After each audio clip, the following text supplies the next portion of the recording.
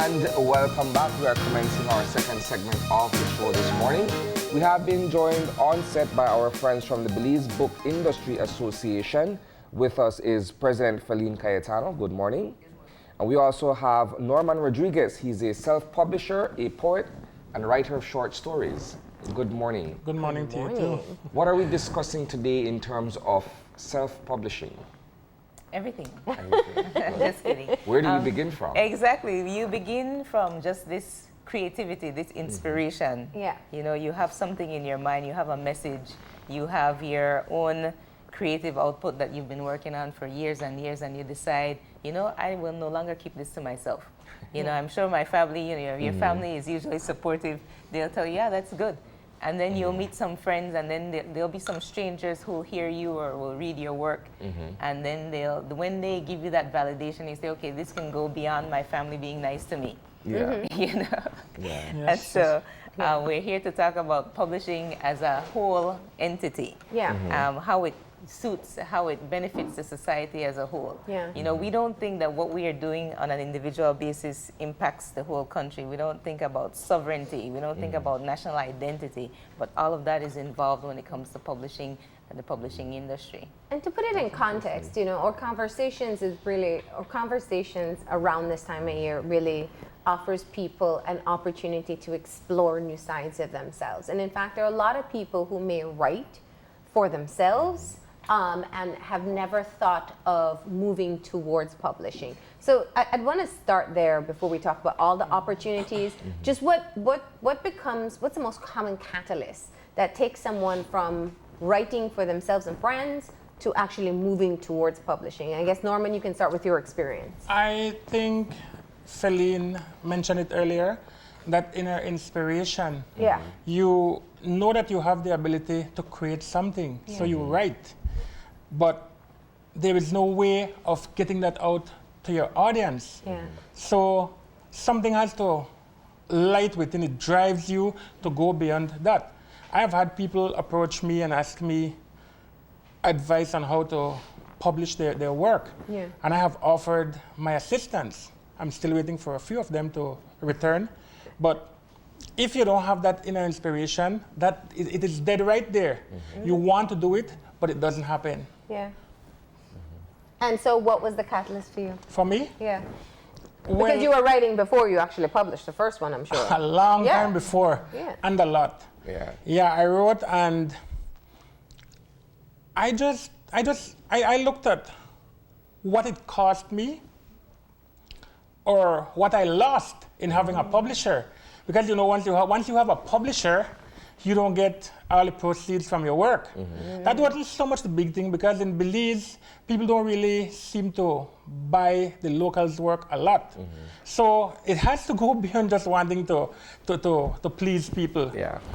And I Or decided, turn a profit for that matter. yeah, it's not for a profit. So I decided that I had to get my work out and in time, the timeline I had set for it.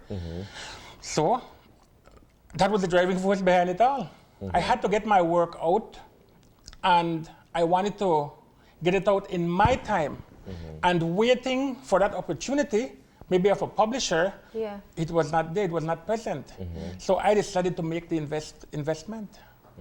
How do you go about doing that, however? Because I think in our conventional way of seeing things in terms of publishing is that you are the author, you go to a publishing house, they are the ones who help you with that process to get your work out. But I would assume that in the context of self-publishing, you are the author and the publisher, and you're responsible for distribution or disseminating your work. How does that process work? All right, firstly, for me, at the point I self-published, I already had an audience, and I'm being said to be a prolific writer. So I had no issue with getting some of my work out to people. But it all began when I aligned myself with Miss Emma Boyton. She was the one who actually gave me that start, that push, that inspiration, her kindness and her willingness to help young people on a whole. So I told her I had some poems, and then she said, let's publish them. And we went about it. It was a small publication, Broken Heart, a collection of love poems. And because it was love poems, it came around Valentine's, so it was just the right time, right? Yeah.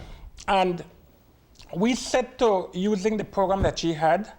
We put the poems on paper. We stapled them together, stapled the cover on. It was a small publication, but that was a start for me. Yeah. Then I had 2 small publications after that, which I worked on mostly. She gave me that start, and then she allowed me to just venture out on my own.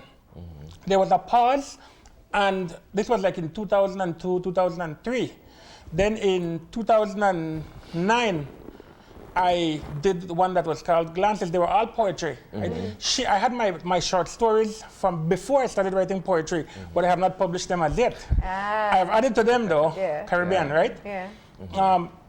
And then I did Glances. That was under Belizean Artwork as a publisher. I did that. I did Panning to Perfection. I did Expressions. 3 other major publications. And there was a pause. And then when I came back from studying, I said, no, I need to get my work out. And, the publisher had other things that she was doing, so I would have had to wait. Yeah. And I said, no, I'm going to publish my work. It took some investment, money, because the printing for Soul Poetry was done in the United States. So I wanted it done. I had to get my work out. So I made the investment and I got my work out. That is this one. And if you look at the quality of the printing, everything about the book, the quality, I was very, very pleased and impressed. Then I decided to move away from poetry, and I went into some sort of. The beauty about this is that if you look at the quality again, the quality of the printing, this was done in Belize. Yeah. Oh, nice. And it cost me not more than I had paid for each print of Soul Poetry. So now that I know that we have people who are able to print or to put a book together with this kind of quality, it becomes easier for me when I do my short stories later on this year. So that's basically it. You have the work, you've created something, you need to get it out. You decide that I will make that sacrifice. I will make that investment, and I will get my work out. This may be a bit of a digression, but it's still within the context of the conversation we're having here. We don't seem to hear much about Belize's literary greats. For whatever reason, unless if I'm thinking out loud for myself here, but we think of Z. Egel, we think of these other writers who have made a name for themselves in Belizean literature, but I haven't come across any young or contemporary writer whose name stands out in that pantheon of writers, so to speak, right? Where are we with that? Is it that we're not seeking out new talent to publish, or is it that perhaps people keep their writing to themselves and we haven't discovered the next literary great? Wow, that's a heavy one, and I will say it like this. I will say it is multifold. You have the aspect of everyone being overlooked in their country. You have the fact that all of us who are writing are busy. We have to eat. And so we have our regular 9-to-5s, we have our creative pursuits, we have our families. And so the output is maybe once, twice a year to actually be out there and have something in print. The literary prize is for that purpose, to highlight people who have that talent, who can come up, compete against 20 to 30 other writers in a particular genre and to motivate people too. Yes. Yes, but the library, we recognize that, the fact that we weren't looking at who have been and who have contributed and who are presently in the game, so to speak. And so we started this recognition event called Meet the Author. Now I used to come and open your eyes once a year, once every 2 years to say who the author was that we were featuring. Z. Edgel, Sir Colville Young, Felicia Hernandez, you know, Miss Lita Crone, you know, there are a couple of people who we honored at that time. What we're looking at right now is something called Meet the Artist. Instead of Meet the Author, Meet the Artist. Because we recognize a similar gap whereby we don't have a legacy, we don't have a system in place whereby we honor those who have come and those who are at the helm. And very often we right don't now. recognize, much like we always say, the work that they've contributed until they pass. Yes, yes. You said it and you took the words out of my mouth, because how you explain the challenges of moving towards perhaps a more robust industry. It's the same across the board for all creative sectors. So we know that the work continues, and we know that individually from the library, the Belize Book Industry Association, that you keep on pushing, and that leads me towards the prize, the book prize, the book award that you're calling for nominations at this point. Tell us a bit about that. Yes, the Belize Literary Prize started off, I would say maybe, it started with an idea. Yeah. And the very idea is that we are not, as an industry, saying and selecting who, where, what. We're not opening an opportunity to recognize our key authors. I would say that, for example, I went to Carifesta in 2013, and at Carifesta they asked for us to send the literary canon, if you will, of your country. You know, what are the great publications that have come out? And you know, honestly, only about 5 or 6 we could say. And part of it is you know, as Norman pointed out, you know, the level of support that you get within the country, who is buying, and then the fact that the cost of publication was so high back in the day, you know, that people would have these limited editions. Only about 200 to 500 books would be published. And so you can't really gauge a bestseller. You know, every book would be a bestseller because they would all sell out if you only have 300 to 500 copies. You know, so going back though to the Literary Prize, right now we're looking at the criteria. We're looking at the genre of novelette, which is between 7,500 to 70,000 words. So you're looking at somewhere between 27 to 64 pages of the work. Now the criteria is right up there. Yes, it has to be fiction. It says right there, open to Belizean nationals in the country residing abroad 18 years or older who have not won a BBIA prize in fiction. So we have had short stories. We've also had poetry. Some past winners. Earlier this year, Ishel was here, Ishel Putt. And we have launched a couple of the publications for the Literary Prize. That's one of the prizes, is that you get your work published. So for this one, if you're a first place winner, as is Kalila, you know, Ishel, you would not be able to publish you would not be able to submit a so you want new winners each year. Want That's new what winners. you're trying to Yes, accomplish. and each year what we are finding is that more and more people hear about the prize and more people submit. So that, of course, makes it more challenging and to read, to judge, you know, and I want to kind of advocate and inspire more people to write more beyond the norm. You know, what we find is a lot of love stories. You know, there are certain things that traditional stuff, things that we know. We find, people go from what they know too often. I don't see a lot of sci-fi. You know, we don't see a lot of fantasy. We don't see that often, and that's something that I want to encourage more people to do. Perhaps we're too conventional in our way of thinking, that we think and operate inside the box, and so we color inside the box as well. We don't really explore what else is out there that we don't know. So conventional that nobody really wants to venture beyond their comfort zone. In addition, look at the effort that the library is making. It seems to be only one person pushing to a degree.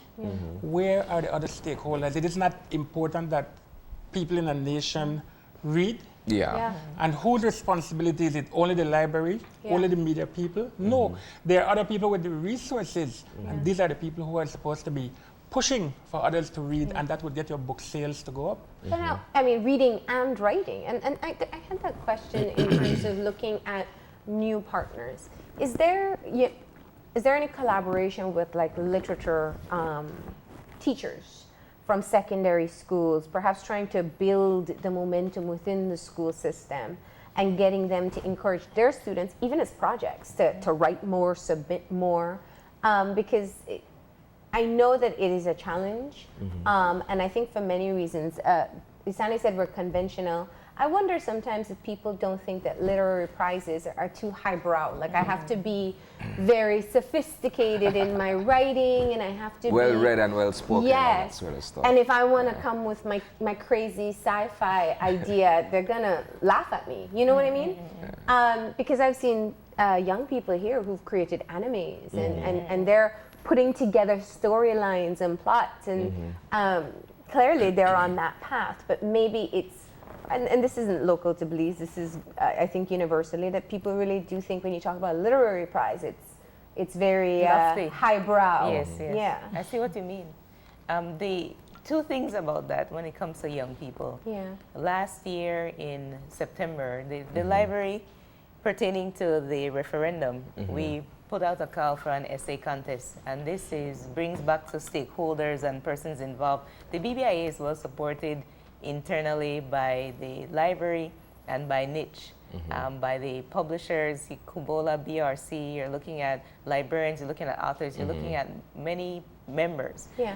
But we don't have, and the shirt that I'm wearing, I'll go back to this, Read Me Like a Book. This shirt is actually from Trinidad. Trinidad has a festival, a book festival called the Boca Slit Festival, and it happens to coincide most of the time with our own. Yeah. Our book festival is around April 23rd for World Book and Copyright Day. Yeah. Theirs happens to be around the same time, but they have a corporate sponsor in the national, it's NGC, National Gas Company. Okay. You know, and so they have that support. We are always seeking and making sure all the stakeholders have the finances and can support the event.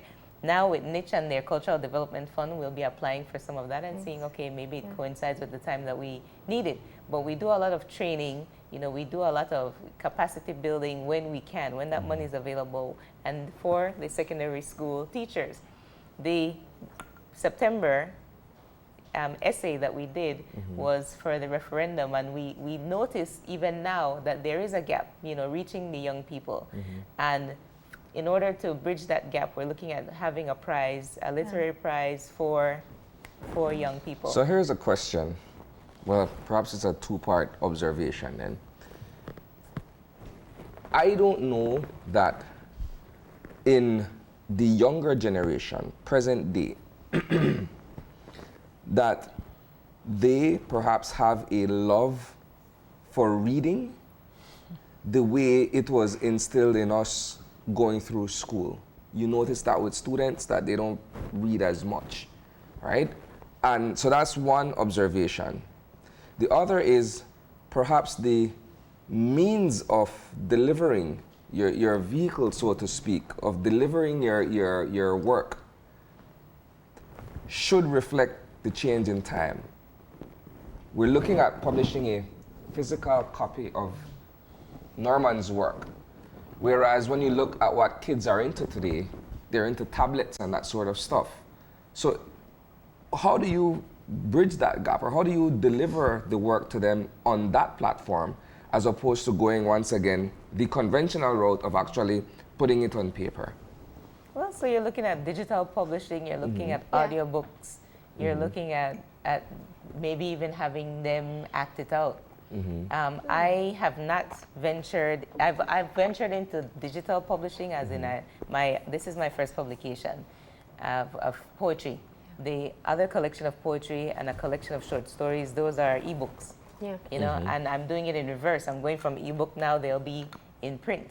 But when it comes to my poetry as well, I have my poetry, I'm recording some audio in order to make it, you know, something that can reach more people, because I realize too, that, and if you know about the Marrakesh Treaty, you know, making more accessible to people of various abilities, you know, I decided, okay, let me do that. But I have not gone there yet, and I have not seen too many Belizean poets, you know, venturing in that. We're all talking about it, but we have not done it yet. Yeah. You know, have you recorded your poetry or looked at it? Audio? I haven't. No. Well, that sounds like something that has to be done. The next A step. lot of people listen to audiobooks. They're quite convenient. But there's also a change in publication as well. You could do a lot more. We were looking at data through infographics, a far Yes, easier yes. way. So using graphics as a part of putting out your story. Yes, Is yes. that something we're also seeing taking place, or people venturing into? Not much, not much. I have not seen it done that much. I wanted to go back to your question, and I'm going to tell you that it is answered right in where you mentioned technology. Yeah. But if you're going to change the vehicle, as you say, Yeah. of delivery, then you will adapt to the new vehicle, which is technology, to the detriment of this. In addition, if you're talking about writing that can be used in the schools, then people don't need to read, because the same question that the teacher might ask, the person can go and plug that onto the internet and get the answer. Yeah. Yeah. So there's really no need. You get summaries, you get answers. You Yeah. really don't need to read. Yeah. So what do we do in that instance if we want to get people to read from books? Well, it's also, I mean, if you talk about technology has also made it a lot easier to self-publish. You can get on Amazon without a publisher. Yes, a lot of self-publishing is done already in Yeah, Belize. The yeah. issue with self-publishing, though, has a lot to do with that pipeline of editing, of accuracy. Yeah. In the case of Google, you know, you do type in something, but most of the times it's not Belizeans from Belize in Belize with the accurate information Yeah. posting that information. You have a tourist come in for a week, and Yeah. then we'll say, you know, okay, this one is this complexion, so he is Garifuna, this one is this complexion, and you know, the level of depth Yeah. that research is not Yeah. in there. And that's my issue. My issue is that I see all this information. It's too superficial It in a manner of is, speaking. and it's inaccurate. You know, you cannot. It's not contextual. Yes. You know, you all have said it enough time, but my story in brief is that, you know, I born in Belize, was here until I was 9, lived in the States, came back 19 years later as an adult and working. And so my formative years, I know U.S. history better than Belize history, and so only because now it's been 12 years I've been working at the National Library, I've been able to educate Yeah. myself and learn Yeah. more about Belize. But when I was living in the States and trying to find out about what's happening here or there, I knew it was wrong, but Yeah. that's all I had. You know, Yeah. I couldn't go to the library and find books about Belize that were not so. It was very dry. It was also very tourism driven, so Yeah. it was not real. And so when you go online and you open this portal to all this information, Yeah. you know, you don't know what is true from what is false. But I'll backtrack and say when it comes to young people, and what I've noticed in my own household, I have 2 sons. One is 10, the other one is 8. He's about to be 8 in 2 weeks. Anyway, so these kids, they will definitely be on their tablets all day if I let them. Yeah. But the minute I say, okay, that's it, you've been on that device all day, go play outside, they'll drop it. Well, no, they won't drop it. I have to push the button and turn it off, right? Yeah. So then they go outside and they go play. And then they Yeah. come inside and the mommy, you know, I've played for 2 hours, you know, let me have my device back. No, you know, go read. And then they'll pick up a book and read. But why they'll pick up a book and read is because I'm a librarian. I've been reading to them since they were in my womb, you know? And parents have to show, I mean, I always find that when you grow up reading, if you see people around Yeah. you reading, not only parents, like siblings or whatnot, it That's makes a interesting. huge difference. Yeah. And I just think that we have to remind people, you know, the parents, that you can't just buy the books for the kids have to see that you have the were habit reading. of reading as Exactly. well. Yeah. Exactly. One of the interesting things, and I'll just throw this out there, like over the Christmas holidays, right? My daughter got a book, Tom Sawyer, right? Oh wow. And Love that one. we've always been, well, again, I'm speaking for our generation, right? We grew up reading the works of Mark Twain, right? You have Huckleberry Finn, you have Tom Sawyer, etc., right? And those are American classics, hands down. I mean, Mark Twain was one of the best writers coming out of that era of Americana, right? But to see the child read this book and come alive is an experience in and of itself, right? And I think it seems to be more rare these days because of what the technology has done. Whereas you have the book on the tablet, yes, but it doesn't give you that, for whatever reason, it doesn't give you the same experience. Or maybe I'm too old school, I don't know. Experience, that's correct. Right? But there's a certain experience that comes along with it. One could say, for instance, if we're talking music, right? There's an experience with opening up the vinyl or opening up the actual CD and reading the booklet and that sort of stuff, as opposed to you just have it existing as an MP3 on a player and you press play. There's no longer that warmth, so to speak. And that's part of what I think is missing when you look at that gap between the technology and the actual physical form. How do you, once again, you've mentioned that experience with your kids, but how do we reach other young people in the same manner? Listen, so over the weekend, I told the boys, because anyway, motherhood, right? So one came up to me there. I told them they can no longer have fighting games. You know, they want to shoot. They want all this violence. And I said, listen, violence begets violence. You're bringing this into your mind, and this will come out in some way. Yeah. So what I told them, you need to have educational games. So, when you find one, bring it to me. So my son brought one about the Bible. And his brother used to have it. It's a Bible stories game, and where you are in the different scenes of the Bible, and it's reading and it's learning and all of that. And I said, okay, this will help you with your religion. So boom, I placed it on it. And so I kind of looked over his shoulder and I see what's happening, and I said, okay, yeah, I approve. You know, my issue now comes in that we Belizeans, I think I forgot the name of the young lady who's making the apps and the games. Tiffany. Yes, Tiffany. Yes. Belizean artwork. Yes. And so more of that has to come out where we see ourselves in these devices. You know, my issue and the issue of the Belize Book Industry Association is us, producing our own textbooks. That's one of the issues, producing our own. So we're not consuming like our generation, they're consuming so much foreign content, because I hear my children and I hear the way they speak, and I'm like, okay, you don't sound like a Belizean child sometimes. Whose voice are you adopting? What are you listening to? What shows are you listening to? Well, maybe it's time to merge it all together. I mean, a Belize book app could be a place to start, and you try to get your work published on there. And so if I want exclusively Belize content, I can download that app and have access to whatever is there. So clearly there's a need to merge both, but what I hear from you more than anything else is that we have to keep the drive going and increase the interest in writing and publishing. My last question, is there any opportunity for creative writing sessions? I mean, it will help a lot of people say, people doubt themselves and they say, oh, I don't know if I have what it takes. Going to a session at the library hosted by the Book Association, whether it's a one-day or series, doing some writing courses. At this point, no. Okay. We've been in talks with UB to have some kind of course out for publishing, for writing itself that drives towards, let's say, for an economic gain. Yeah. But it has not emerged. But what happens during book week, and you're looking at that week of April 20th, the 23rd, thereabouts, what will happen is that we will have a course in there. Yeah. We've had publishing before, we've had illustration. The first day will be in Orange Walk. We're still finalizing that date. And then the second day will be in San Ignacio. So I always encourage people to look around that day, look on the Facebook page, which is facebook.com/belize.book.industry.association, and then you'll find out more about what's happening. Just going back quickly to the previous discussion, let us look at where the responsibility lies, right? We're talking about young people, trying to get them to read. Yeah.